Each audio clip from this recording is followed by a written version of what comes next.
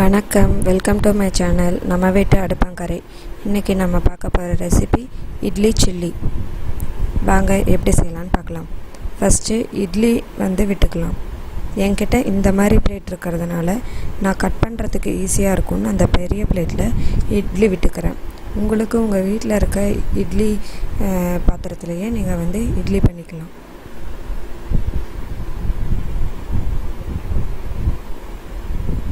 இப்போ இட்லி பிளேட்லலாம் மாவு ஊற்றிட்டேன். இப்போ இட்லி பாத்திரத்தில் நான் அந்த ஸ்டாண்ட் எடுத்து வைக்க போகிறேன்.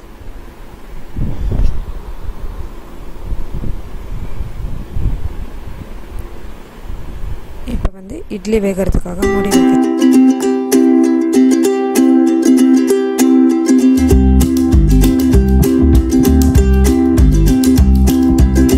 இப்போ நம்ம கட் பண்ணி வச்சுருக்க இட்லியில் சில்லி மசாலா பவுடர் சேர்த்துக்கலாம்.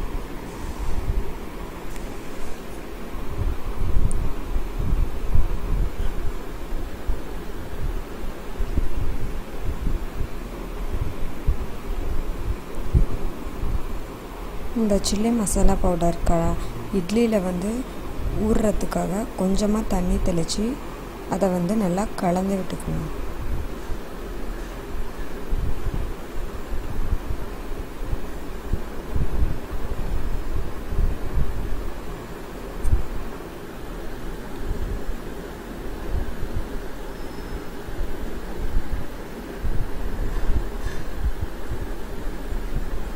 அதுக்கப்புறம் ஒரு கடாயில் எண்ணெய் ஆட் பண்ணிக்கலாம்.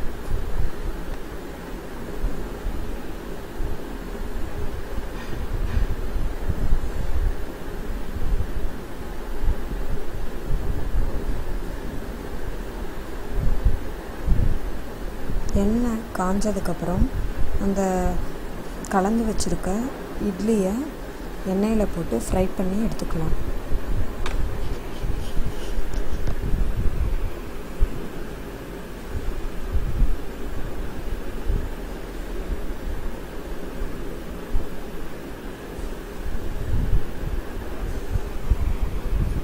இது ஹை ஃப்ளேமில் வச்சே ஃப்ரை பண்ணி எடுத்துக்கணும். ஏன்னா லோ ஃப்ளேமில் வச்சா இட்லி எண்ணெயை இட்லி உறிஞ்சிடும்.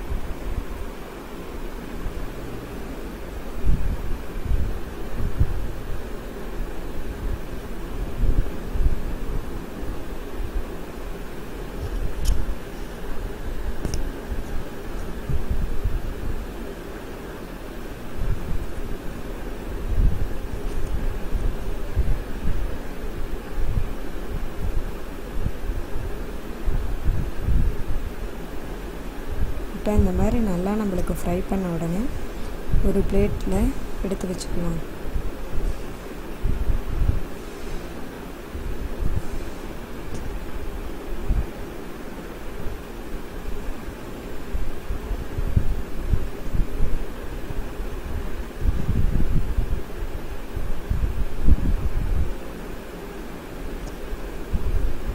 இந்த மாதிரி ஒரு பிளேட்டில் அந்த இட்லியெல்லாம் எடுத்து வச்சுக்கலாம்.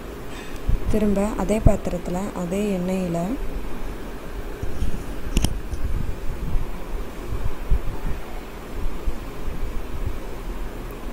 பெரிய வெங்காயம் ஒரு கப் ஆட் பண்ணிக்கலாம்.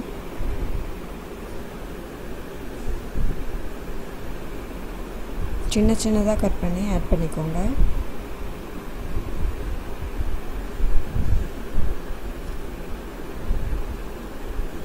வெங்காயம் நல்லா வதங்கட்டும்.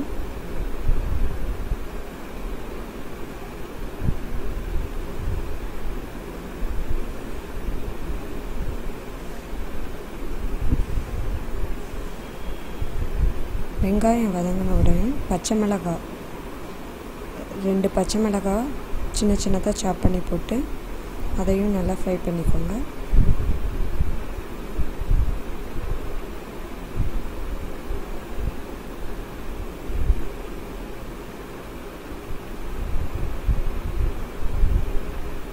அது கூடவே தக்காளி 1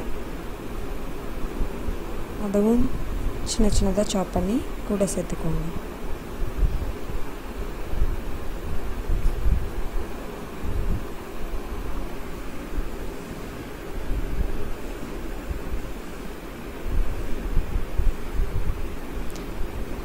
இதுக்கு தேவையான சால்ட் ஆட் பண்ணிக்கலாம்.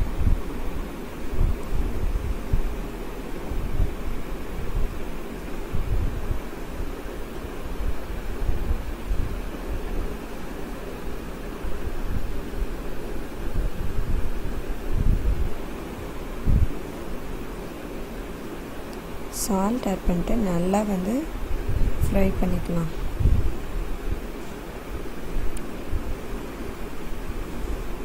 இப்போ கொஞ்சமாக கருவேப்பிலை கொத்தமல்லி ரெண்டும் ஆட் பண்ணிக்கலாம்.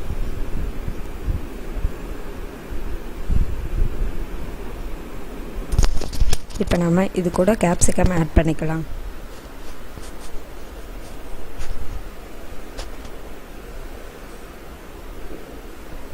இது எல்லாத்தையும் நல்லா ஃப்ரை பண்ணிக்கலாம். இப்போ அது கூட அந்த போட்டு வச்ச சில்லியை ஆட் பண்ணிக்கலாம். ஆட் பண்ணி நல்லா ஃப்ரை பண்ணிக்கலாம். இப்போ நம்மளுக்கு இட்லி சில்லி ரெடி. இந்த ரெசிபி உங்களுக்கு பிடிச்சிருந்தா லைக் பண்ணுங்கள், ஷேர் பண்ணுங்கள், கமெண்ட் பண்ணுங்கள். மறக்காமல் சேனலை சப்ஸ்கிரைப் பண்ணுங்கள். கூடவே பக்கத்தில் இருக்க பெல் ஐக்கானை கிளிக் பண்ணுங்கள். தேங்க்ஸ் ஃபார் வாட்சிங்.